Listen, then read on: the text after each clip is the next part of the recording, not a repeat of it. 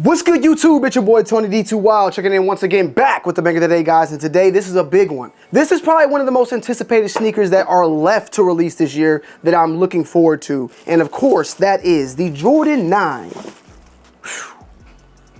Olive.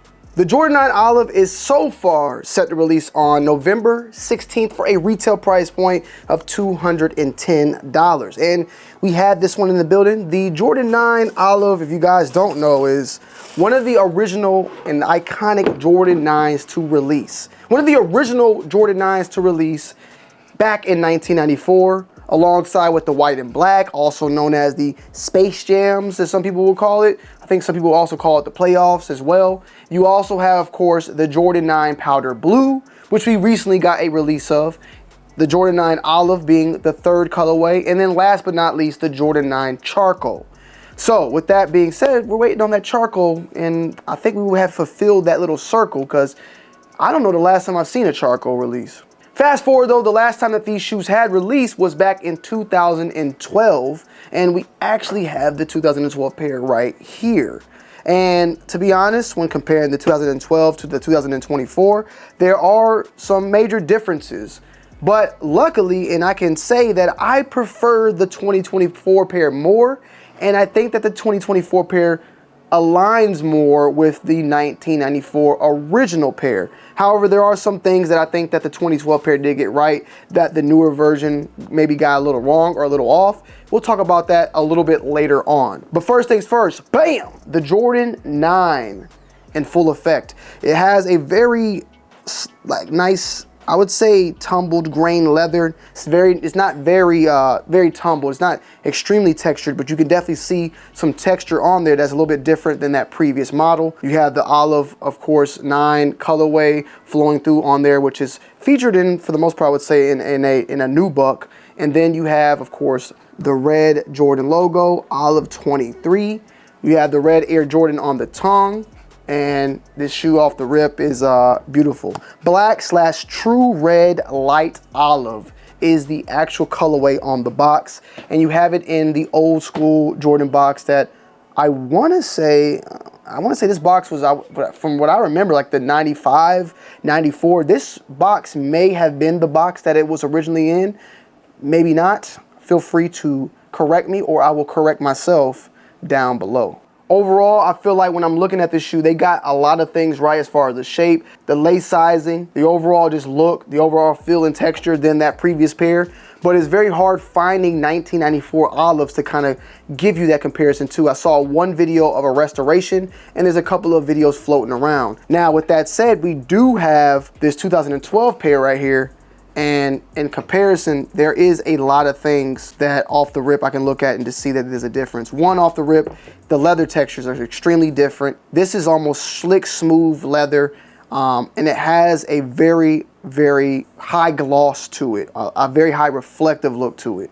Whereas this one is a more matte and more tumbled, and the texture of this leather, in my opinion, is slightly better. The tongues, they are both thick for the most part, but the thickness on this tongue is, it's night and day. There's definitely a difference in the thickness of the tongues on these Jordan 9s coming out this year compared to what we had previously. The same goes for the mesh on the actual tongue itself. The texture, the look, everything almost seems slightly enlarged or beefed up of some sorts. Even the laces, if you look, there's a big difference in the laces of the two as well. The 2024 pair being a little bit more thicker, and I like that. More in line with what we've seen on 9s, 10s, and 11s. Pretty much as thick as an 11, maybe slightly smaller. I want to get an 11 just to compare those sizes. So yeah, we have the 9 right here, and then the 11, definitely like a slight difference in thickness, but obviously you could see the direction that they were going in when it came to this one. Of course, the Jordan 9 features that inner booty sock liner, so it is like all one unit when sticking your foot in here. But one thing I like about the 9s is that it's not extremely hard to get your foot in here, and I learned that and began to appreciate the 9s a little bit more once dealing with a shoe like the Barkleys. Those were just ridiculous as far as getting your foot in there, and I think a lot of it has to do with this works. There's something, I forgot what the Barkley their loose swat, like the loop on the back, did not work correctly, or maybe they didn't even have it. It was something. It was just off, extremely off. Okay, we just put it on. Of course, you'll see the on foot. Size 8.5 feels fantastic. There's a lot of cushioning in this shoe. I like it a lot. I really, really appreciate this. It's very comfortable, feels great, and this is definitely a cop. Like, I'll probably be trying to get rid of these very, very, very soon on 2wild's closet because I got the 2024 pair, so just why. Inner booty's good. Nike on the inside, didn't catch that. I had to probably get the B-roll, but you have the Nike Air on the inside of here because, of course, these, the 10s, the 11s, I want to say the 12s. And we know this to be the case because it wasn't until 1997, these releasing in 94, when Jordan brand became its own brand, which I believe then would have put the Jordan 12 as the last Jordan with the Nike Air, because I believe that the Jordan 13 was that shoe that they launched Jordan brand with. Feel free to correct me down below. With that said though, where I think these two definitely we see the major differences, what I feel like kind of though is I feel like the texture and the look and the shape, everything matches up well with that 1994 pair. But from what I've seen in pictures is that one thing that this has that 1994 pair did have as well was that it was a little bit shiny and had a little bit more shine to it. But I mean, looking at it right here, even in my hands, I mean, I see the reflectiveness. I will throw up some pictures for you guys and girls to kind of tell me your thoughts and opinions in that comparison.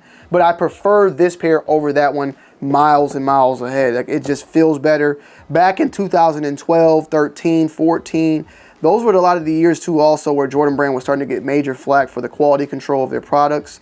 And things have gotten way better since, but prices have also gotten way higher, I can say. Also notice that that 23 on the back is larger. It's larger. So I like these a lot. These are definitely added to the closet. I am a fan of brown shoes, even though this is olive or light olive. I'm a fan of that. So adding this one into the collection is a must cop. Just as I loved rocking these, I need these to add on, as these are now getting extremely old, and I like them, don't get me wrong, but I don't need two pairs. Same way with the Aquas, same way with tons of the sneakers that are set to release next year.